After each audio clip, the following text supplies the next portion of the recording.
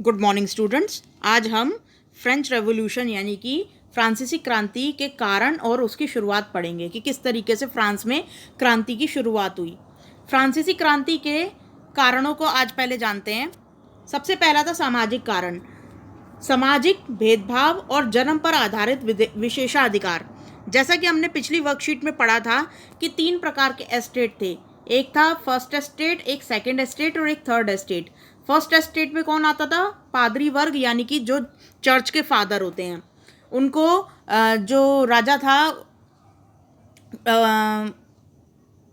कुछ विशेषाधिकार देते थे। तो उनके पास ज़्यादातर ज़मीन रहती थी, उनको टैक्स नहीं भरना होता था और कुल मिला के ये जो पादरी वर्ग था ये गॉड के नाम पर राजा को डरा कर रखते थे। दूसरी बात ये कि सेकंड एस्टेट में आता था राजा और उसके जो रिश्तेदार हैं और जो महल में कर्मचारी हैं, जितने भी नोबिलिटी से रिलेटेड लोग होते थे वो सेकंड एस्टेट में आते थे। ऐसे ही थर्ड एस्टेट था। थर्ड एस्टेट जो था वो गरीब लोगों का था। इसके अंदर किसान, काम करने वाले मजदूर और जो वकील, डॉक्टर, इंजीनियर, ये सब आते थे। तो ये थर्ड जो था ये मिडिल क्लास वर्ग था। तो ये जो एस्टेट थे इसके अंदर, अब देखो ये फ्रांसीसी क्रांति के क्या कारण थे? सामाजिक भेदभाव, कि इन दोनों को तो टैक्स नहीं देना, फर्स्ट और सेकंड एस्टेट को टैक्स नहीं देना होता था, थर्ड एस्टेट को सारा टैक्स देना होता था जो ऑलरेडी गरीब था। ठीक है। और जन्म आधारित विशेषाधिकार। जन्म आधारित विशेषाधिकार मतलब कि जो फादर हैं और जो राजा से संबंधित लोग हैं उनको तो विशेषाधिकार मिलते थे। उनको तो मतलब कोई टैक्स नहीं देना, कोई काम नहीं करना, बस उनको जो राजा के महल की तरफ से ही सब कुछ मिल जाता था, खाने पीने का सामान। लेकिन सबसे ज़्यादा सफ़र कौन करता था? ये थर्ड एस्टेट का के जो लोग होते थे। इनको खुद पहले खेती करनी पड़ती थी और फिर राजा को टैक्स देना पड़ता था। फिर जो बचता कुछता था उसको वो लोग अपने लिए बेचकर फिर कुछ सामान जुटा पाते थे। तो थर्ड एस्टेट के लोगों के साथ बहुत भेदभाव हो रहा था। राजनीतिक कारण, कमज़ोर शासन। कमज़ोर शासन क्यों हो गया था? जैसा कि मेरी वीडियो में आपको बताया था कि फ्रांस का अपने आसपास के देशों से बहुत लड़ाई होती रहती थी और ज़्यादा लड़ाई करते हैं तो मतलब ज़्यादा पैसा खर्च होना। अब फ्रांस जो था वो पैसों से पूरा कंगाल हो गया था और फिर उस पैसों को क्षतिपूर्ति के लिए, यानी कि पैसों से रिलेटेड भरपाई के लिए राजा ने क्या किया? राजा ने जनता पर टैक्स लगा दिया। अब जो राजा ने जब टैक्स लगाया तो जनता भड़क गई कि पहले ही कुछ खाने को नहीं है, ऊपर से और टैक्स लगा दिया है। तो इसलिए फ्रांसीसी क्रांति हुई थी। नेक्स्ट है लुई 16 की नीतियाँ। लुई 16 जो था उस टाइम पे फ्रांस का राजा था। फ्रांस के राजा जो थे लुई 16, इनको कोई मतलब नहीं था कि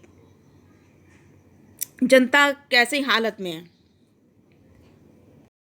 तो ये थे लुई 16। इनको कोई मतलब नहीं था कि जनता भूखी मर रही है या क्या हो रहा है। इनको बस ये था कि जनता पर टैक्स लगा दो और अपने युद्ध की जो क्षतिपूर्ति है यानी कि उसका भरपाई कर लो जनता पर टैक्स लगाकर। जनता भूखी मर रही है, इसको इनको कोई मतलब नहीं था। अब धीरे धीरे क्या हुआ? राजकोष खाली होने लगा और युद्ध की वजह से कर्ज चढ़ गया फ्रांस के ऊपर। जीविका नष्ट हो गई, जीविका संकट में आ गई। लोगों को खाने पीने को नहीं मिल रहा था, कुछ कमाने को नहीं मिल रहा था। अब दार्शनिकों की भूमिका आती है। जब भी ऐसा होता है ना तो फिर जो पढ़ा लिखा वर्ग होता है जो किताबें लिखता है उस टाइम पे, पहले आज के टाइम में क्या होता है, आज के टाइम में फिल्में रिलीज़ होती हैं। तो वो पुराना टाइम ऐसा था जब 1700 के आसपास का टाइम, तब क्या होता था, बुक्स रिलीज़ हुआ करती थी, मतलब किताबें रिलीज़ होती थी और अखबार, मतलब प्रिंटिंग प्रेस के थ्रू ना प्रिंटेड मीडिया निकलता था। तो लोग पढ़ने के बड़े शौकीन होते थे। अगर कुछ नई बुक वगैरह आती थी तो लोग उसको खरीद के पढ़ा करते थे। तो इन दार्शनिकों ने क्या किया कि अपने विचार लिखने स्टार्ट कर दिए, क्रांतिकारी विचार, कि जो है मतलब जनता के साथ बहुत गलत हो रहा है, राजा को ऐसा नहीं करना चाहिए, और अपने अपने विचार रखने लगे। तो फिर उसके बाद क्या हुआ? लोगों को जन्म आधारित विशेषाधिकारों के खिलाफ जागरूक किया इन लोगों ने। दार्शनिकों ने क्या किया कि अब जो ये नए नए फिलोसोफर थे इन्होंने जनता को जागरूक किया कि तुम्हारे साथ गलत हो रहा है। लोगों के सामने स्वतंत्रता और समानता आधारित व्यवस्था का मॉडल पेश किया। लोगों को ये बताया कि आप सब लोग समान हो, आप लोगों को स्वतंत्रता अब चाहिए। किससे स्वतंत्रता चाहिए? चर्च से। सबसे पहले चर्च से स्वतंत्रता चाहिए, ठीक है। चर्च में ही होता है, चर्च से स्वतंत्रता चाहिए। और सेकंड जो है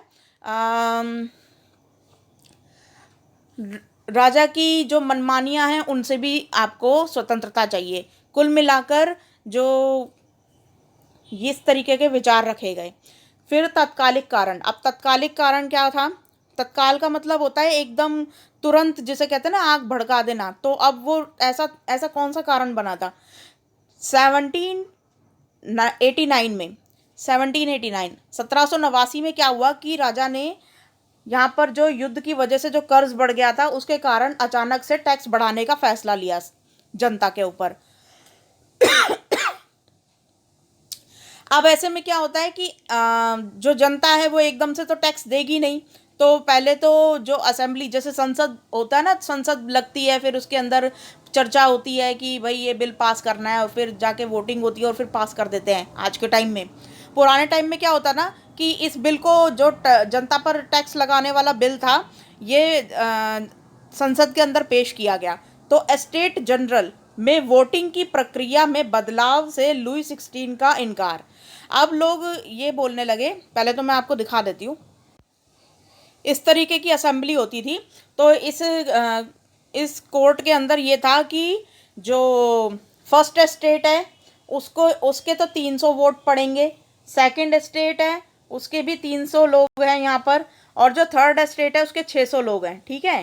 तो थर्ड एस्टेट वाले, मतलब अब यहाँ पर जो वोटिंग का क्राइटेरिया था ना वो ये था कि फर्स्ट एस्टेट का 1 वोट काउंट होगा, सेकंड एस्टेट का 1 वोट काउंट होगा, और थर्ड एस्टेट का 1 वोट काउंट होगा। तो ये प्लस ये, अगर मतलब फर्स्ट एस्टेट और सेकंड एस्टेट मिल गया तो इनके तो 2 हो गए, और यहाँ पर 1 वोट है, तो कौन जीता? फर्स्ट और सेकंड एस्टेट जीत जाता था हमेशा। अब थर्ड एस्टेट के लोगों ने ये बोला कि आप ऐसा करो कि आप सिंगल जितने भी लोग हैं ना, ये 300 प्लस 300 प्लस 600 कितने हो गए?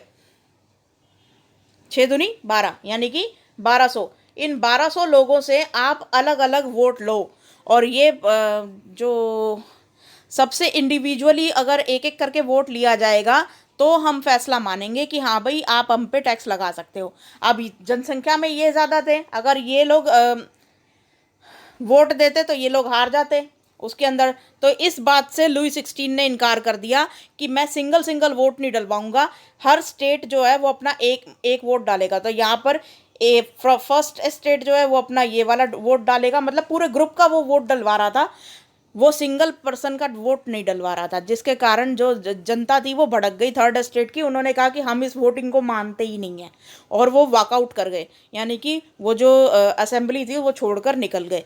अब क्या किया लुई 16 ने? फिर इस असेंबली का दरवाज़ा बंद करवा दिया कि इनको बाहर ही रहने दो, हम अपनी वोटिंग अंदर ही डाल लेते हैं और बिल को पास कर देते हैं, ठीक है। इस तरीके की चीज़ें चल रही थी।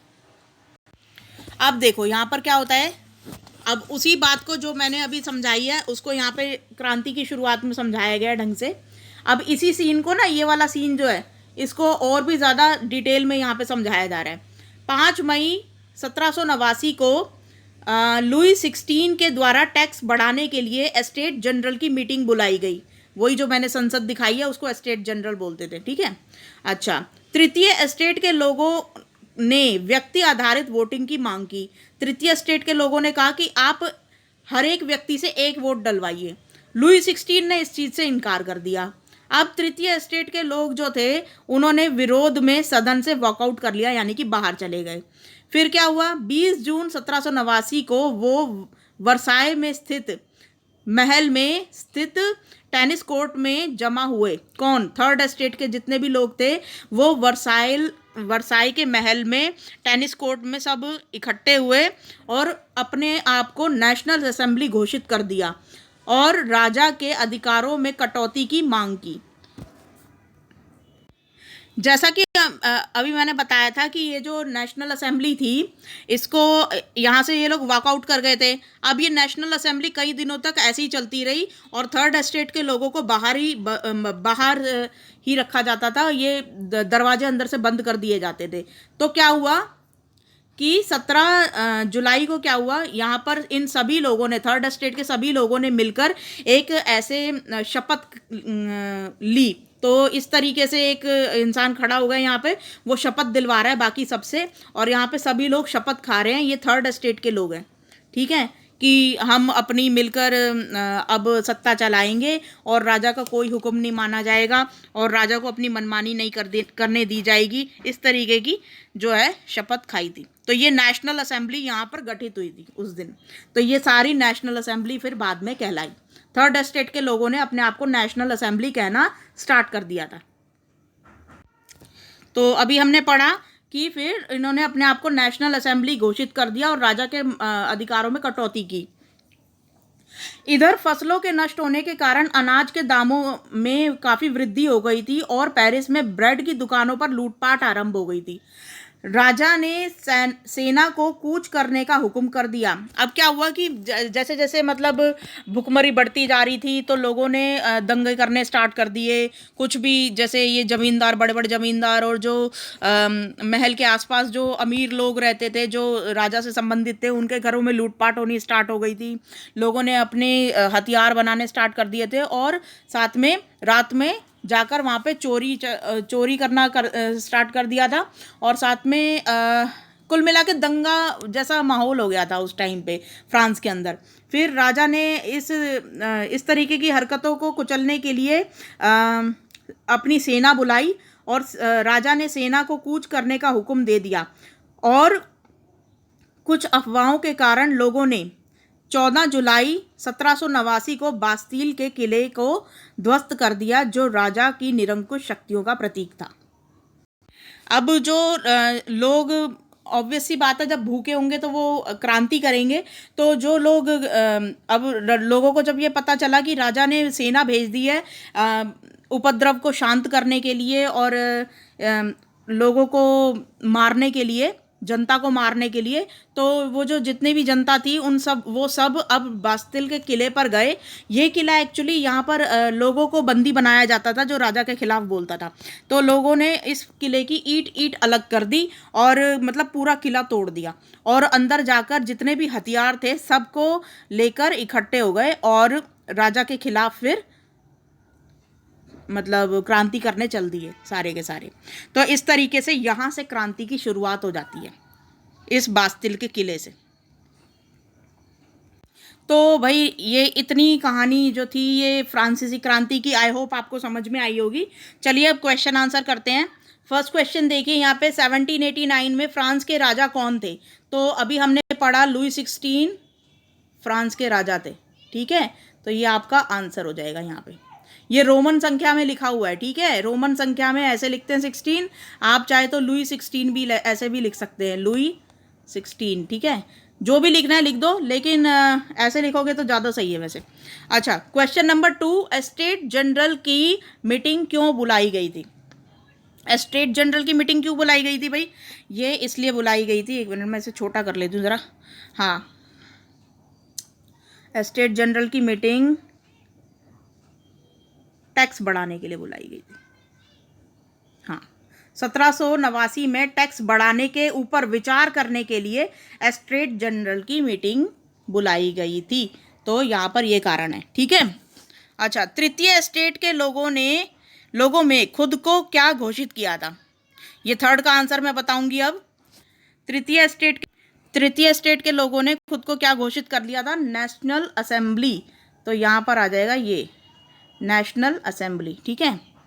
एक मिनट में अंडरलाइन कर देती हूँ, नेशनल असेंबली, खुद को नेशनल असेंबली घोषित कर दिया था, ठीक है। तो ये वाला थर्ड में आ जाएगा, ये थर्ड का आंसर है, ये नेशनल असेंबली लिख लेना, ठीक है। अच्छा, फोर्थ वाला देखो, लोगों ने बास्तिल के किले को ध्वस्त क्यों कर दिया था? तो इसमें ये पूरा का पूरा आ जाएगा, ठीक है। राजा ने सेना को कूच करने का हुक्म दे दिया और कुछ अफवाहों के कारण लोगों ने 14 जुलाई 1789 को बास्तिल के किले को ध्वस्त कर दिया, जो राजा की निरंकुश शक्तियों का प्रतीक था। तो ये पूरा का पूरा जो है वो ये फोर्थ वाले में आ जाएगा। ठीक है, अब फिफ्थ वाला देखो, ये वाला समझा रही हूँ मैं। तृतीय एस्टेट के लोगों ने क्या मांग रखी थी? वे ये मांग वर्तमान के सामाजिक और राजनीतिक स्थिति से किस प्रकार संबंधित है? तो तृतीय एस्टेट के लोगों ने क्या मांग रखी थी भाई? तृतीय एस्टेट के लोगों ने ये मांग रखी थी, ये वाली, ये तृतीय एस्टेट के लोगों ने व्यक्ति आधारित वोटिंग की मांग रखी थी। ठीक है, यहाँ पर ये आ जाएगा। ठीक है, अब ये वाला क्वेश्चन तो हो गया। अब ये वाला क्वेश्चन, ये मांग वर्तमान सामाजिक राजनीतिक स्थिति से किस प्रकार संबंधित है? इसका आंसर आप इस तरीके से लिखोगे। अब ये वाले इस वाले क्वेश्चन का बता रही हूँ मैं कि आज के टाइम में लोकतंत्र है, प्रति व्यक्ति एक वोट पड़ता है। तो बस वो यही मांग कर रहे थे कि आप प्रति व्यक्ति एक वोट देने का अधिकार दो, फिर देखते हैं कौन जीतता है। लेकिन राजा ऐसा नहीं कर रहा था। राजा सिर्फ फर्स्ट और सेकंड एस्टेट के ग्रुप वाली वोटिंग बोल रहा था कि फर्स्ट एस्टेट एक वोट करेगा, सेकंड एस्टेट एक वोट करेगा और थर्ड एस्टेट भी एक वोट करेगा। तो अगर ये दोनों प्लस हो गए तो ये तो जीत गए और ये वैसे का वैसे ही रह गया। तो राजा ये बोल रहा था, ग्रुप वोटिंग बोल रहा था राजा। लेकिन आज के टाइम में लोकतंत्र में हम प्रति व्यक्ति एक ही वोट करते हैं। आप एक ही वोट डाल सकते हो ना जब भी चुनाव होते हैं। तो बस थर्ड एस्टेट के लोग यही मांग कर रहे थे, लोकतंत्र की मांग कर रहे थे इनडायरेक्टली। तो आप लिखोगे उस वक्त के लोग आज के तरह लोकतंत्र की मांग कर रहे थे, जो कि राजा को पसंद नहीं आई। ठीक है, इतनी ही लाइन है बस। उस वक्त के लोग लोकतंत्र की मांग कर रहे थे आज के जैसे, जो कि राजा को पसंद नहीं आई। अच्छा, अब ये हो गया। बस इतने ही क्वेश्चन है इसमें, 5 ही क्वेश्चन थे। तो आई होप ये फ्रांसीसी क्रांति का आगे का हिस्सा आपको समझ में आया होगा। Thank you.